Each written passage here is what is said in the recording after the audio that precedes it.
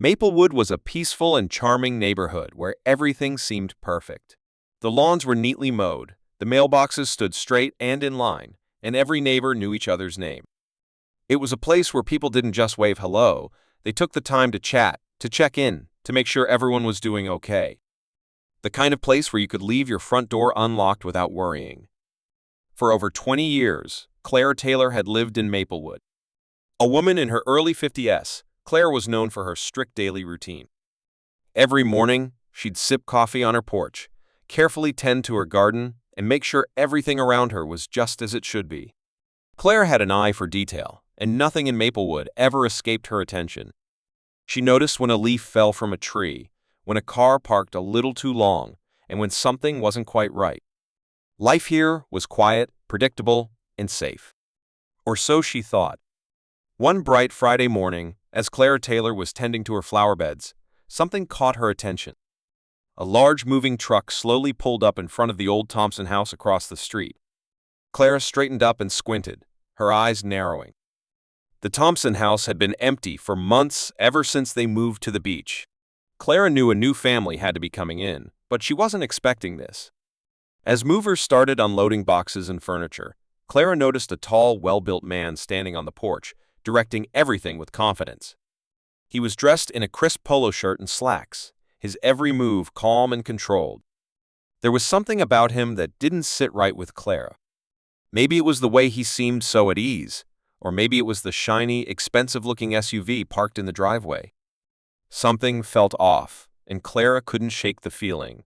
Her eyes stayed on him as he moved around, but she couldn't put her finger on why he made her uneasy. As the morning went on, Clara couldn't stop thinking about the man across the street. There was something about him that just didn't sit right. She watched him from her porch, her mind racing. She'd seen it before in the news, new people moving in, sometimes hiding things behind their fancy cars or perfect appearances. What if this guy wasn't who he seemed? He had the kind of confidence that made Clara uneasy, and that expensive SUV didn't help. People like that often made her suspicious. She thought about how sometimes the nicest-looking people could be hiding secrets. Clara wasn't one to jump to conclusions, but her gut was telling her something wasn't right. She glanced back at the house where the man was still directing movers, walking around like he owned the place. Clara knew this neighborhood better than anyone. She knew when something was out of place, and today, something definitely felt off. Maybe it was just her instincts, but Claire couldn't ignore the feeling that something was wrong. After a few moments of hesitation, she reached for her phone, her fingers trembling. She had to do something. Maybe she was overreacting, but what if she wasn't? Clara dialed the number for the Maplewood Police Department and, with a deep breath, made the call. Within minutes, Clara saw a black and white patrol car pull up at the end of the block. Her heart raced. The officers stepped out, their uniforms crisp and professional. Clara watched from behind her porch railing, feeling a rush of satisfaction.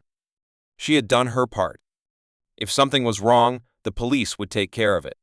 The two officers, Officer Reed and Officer Dawson, made their way up the driveway toward the man on the porch. He turned when he saw them, but instead of looking nervous or worried, he gave them a calm, confident smile.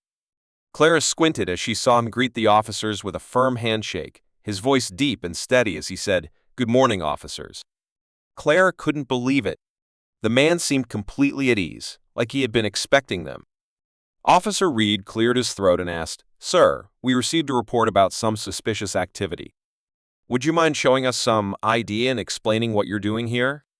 The man smiled again and reached into his pocket. He pulled out a wallet, opened it, and revealed a shiny police badge. "My name is Jordan Hayes. I'm the new police chief of Maplewood. This is my house," he said calmly. Clara felt her stomach drop. Her face flushed as the officers exchanged surprised glances. As Clara watched the police officers talk to the man, a sinking feeling hit her.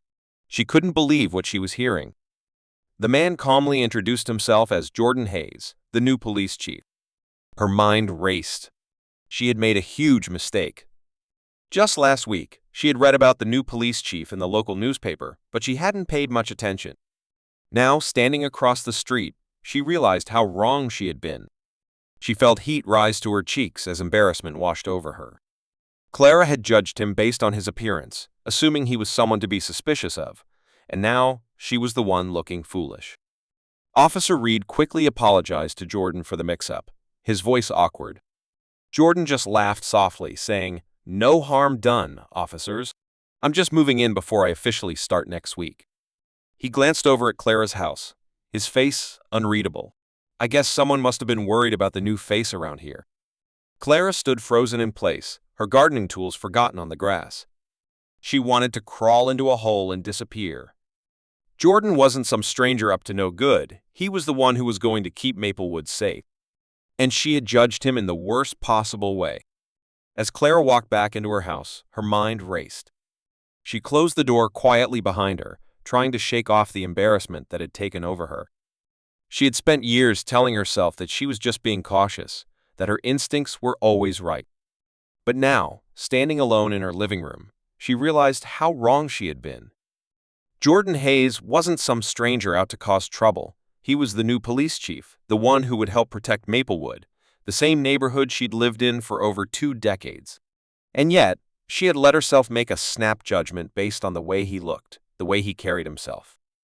Clara's stomach twisted as she thought about the look on his face when he had told the officers who he was. He hadn't been angry or defensive. He had simply been calm, professional, and understanding. That was leadership. That was the kind of person Maplewood needed. Clara felt a wave of guilt rush over her. She had let her own assumptions cloud her judgment. The world was changing, and she knew that she had to change with it. She couldn't hold on to her old ways of thinking if she truly wanted to make Maplewood a better place. She sighed and sat down, realizing that her lesson had come at a great cost. It was time to think differently. Across the street, Jordan continued directing the movers with ease, completely unbothered by the earlier misunderstanding. He had dealt with situations like this before and knew it wouldn't be the last time.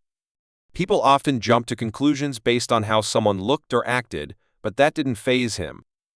What mattered to him was leading with integrity and patience, not letting small moments of prejudice shake his focus. As the sun climbed higher, the movers finished unloading the last of his boxes, and Jordan gave them a grateful nod. He knew the road ahead wouldn't be easy. There would be more challenges, more people like Clara who would doubt him just because of his appearance. But Jordan was ready. He had the strength, the confidence, and most importantly, the heart to lead. He glanced across the street at Clara's house, wondering if she would learn from her mistake. Maybe, just maybe, this moment would change how she saw things. And as he stood there, his new home now taking shape before him, it was clear who had truly set the tone for the future of Maplewood. It wasn't just about authority, it was about making the right choices, even when others didn't. Jordan was ready to lead, and nothing was going to stop him.